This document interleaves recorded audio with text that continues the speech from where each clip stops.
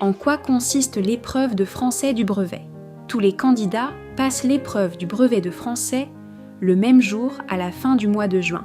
Tu peux trouver facilement la date ou la demander à ton professeur. Tu recevras une convocation environ 3 semaines avant la date de l'épreuve. Le jour de l'examen, présente-toi avec ta convocation et une pièce d'identité ainsi que des stylos en bon état. L'épreuve de français au brevet dure 3 heures. Elle est notée sur 100 points. L'épreuve de français se divise en 3 parties. La première partie est notée sur 50 points et dure 1h10. On te distribue un document sur lequel il y a un texte littéraire ou documentaire, accompagné souvent d'une image, photo, affiche ou dessin ayant un lien avec le thème du texte. On te demande de lire le texte et de répondre à des questions de compréhension et d'interprétation du texte.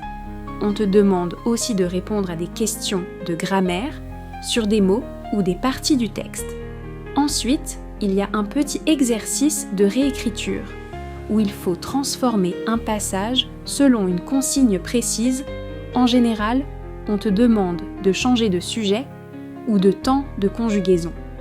Pour chaque question, il est écrit sur combien de points c'est noté. En deuxième partie, qui dure 20 minutes, tu as une dictée qui est notée sur 10 points.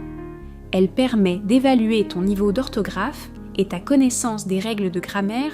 Tu dois notamment faire attention aux accords. Enfin, place à la troisième partie qui dure 1h30. Elle est notée sur 40 points. C'est la rédaction. Tu as le choix entre 2 sujets, soit le sujet de réflexion où on te demande de donner ton avis sur une question précise. Tu dois y répondre en proposant des arguments et en illustrant tes idées avec des exemples.